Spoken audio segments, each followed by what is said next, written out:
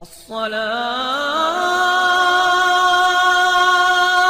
خير من النوم 500 سال کی عبادت ایک کٹورا پانی۔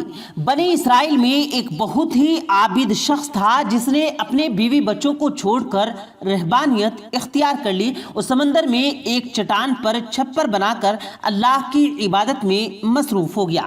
شریعت محمد صلی اللہ علیہ وسلم میں رہبانیتی اختیار کرنا جائز نہیں، جبکہ امتوں میں یہ جائز تھا۔ اللہ تعالیٰ نے اس کو کھانے پینے کے لیے اس چٹان پر یہ انتظام کیا کہ وہاں میٹھے پانی کا ایک چشمہ نکل آیا جس سے اسے ٹھنڈا پانی ملنے لگا، اور وہیں انار کا ایک درخت بھی اللہ نے اگا دیا جس سے بڑے بڑے انار اس کو ملنے لگے، اور وہ روزانہ ایک انار کھاتا، ایک گلاس پانی پی لیتا اور سارا دن ساری رات عبادت میں مصروف رہتا۔ اس شخص نے 500 سال کا عرصہ اسی طرح گزار دیا۔ جب اس کا انتقال کا وقت آیا تو اس نے اللہ سے دعا مانگی کہ اے اللہ، میری ساری زندگی تیری عبادت میں گزری ہے، اب میرا آخری وقت آ پہنچا ہے، میری خواہش ہے کہ جب موت آئے تو میں سجدے کی حالت میں ہوں اور میرے بدن کو تو تا قیامت محفوظ رکھنا۔ جب میں قیامت کے دن اٹھایا جاؤں تو سجدے کی حالت میں اٹھوں۔ اللہ رب العزت سے یہ دعا قبول کر لی اور سجدے کی حالت میں اس کا انتقال ہوا۔ حضور اکرم صلی اللہ علیہ وسلم نے ارشاد فرمایا کہ آج تک اس کا جسم سجدے کی حالت میں موجود ہے اور اس کے گرد اس کی حفاظت کے لیے اللہ تعالیٰ نے گھنے درخت پیدا کر دیے ہیں۔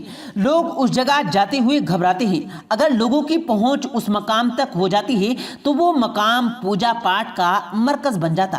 اللہ تعالیٰ نے وہاں بڑے بڑے اور گھنے گھنے درختوں کو اگا کر لوگوں کے دلوں میں اس جگہ کی ہیبت پیدا کر دی تاکہ لوگ شرک میں مبتلا نہ ہونے پائیں۔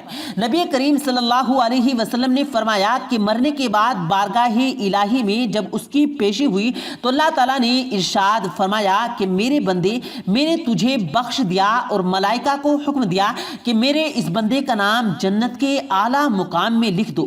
اس عابد کے دل میں خیال پیدا ہوا کہ میں نے 500 سال تک عبادت کی، بیوی بچوں کو چھوڑا، ساری دنیا میں بے نیاز ہو کر سمندر کی چٹان پر بیٹھ کر عبادت میں مصروف رہا، اور آج اللہ تعالیٰ فرماتے ہیں کہ میں نے تجھے اپنے فضل سے بخش دیا، تو میری وہ عبادت کہاں گئی؟ کم از کم میری دل جوئی کے لیے ہی کہہ دیتے کہ تیری نمازوں، تیرے روزوں اور تیرے ذکر و فکر کی بدولت تجھے بخش دیا گیا۔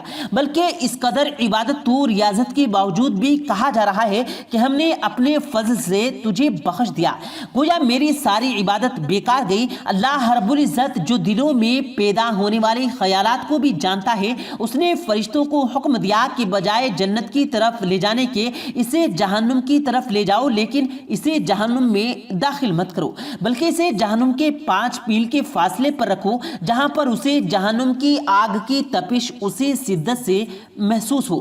فرشتوں نے حکم کی تعمیل کرتے ہوئے اسے وہاں پہنچا دیا۔ ایک دم جو اسے جہنم کی تپش محسوس ہوئی تو بلا اٹھا اور پیاس پیاس پکارنا شروع کر دیا۔ جہاں جہنم سے اتنی دوری کے باوجود اسے ایسی پیاس لگی کہ پورا جسم خشک کانٹا بن گیا، اور اسی اثنا میں ایک ہاتھ نمودار ہوا جس میں ٹھنڈے پانی کا ایک کٹورا تھا۔ یا بھی دوڑا کہ اے اللہ کے بندے، مجھے پانی پلا، پیاس کی شدت نے مجھے بے حال کر دیا ہے۔ وہ ہاتھ پیچھے ہٹ گیا اور آواز آئی کہ پانی تو تجھے مل جائے گا، مگر اس کی قیمت ہے۔ عابد نے کہا کہ کیا قیمت ہے؟ جواب ملا کہ 500 سال کی عبادت۔ عابد نے کہا کہ پھر مجھے پانی پلا دو، میرے پاس 500 سال کی عبادت ہے اور بڑی خالص عبادت ہے، اس میں کسی قسم کی نفاق شامل نہیں، اور اپنی عبادت دے کر ایک کٹورا پانی حاصل کر لیتا ہے۔ جب پینے کے بعد کچھ جان میں جان آتی ہے تو اللہ رب العزت نے فرشتوں سے کہا کہ اس کو واپس لے آؤ۔ فرشتوں نے اسے پھر اللہ کے دربار میں پیش کر دیا۔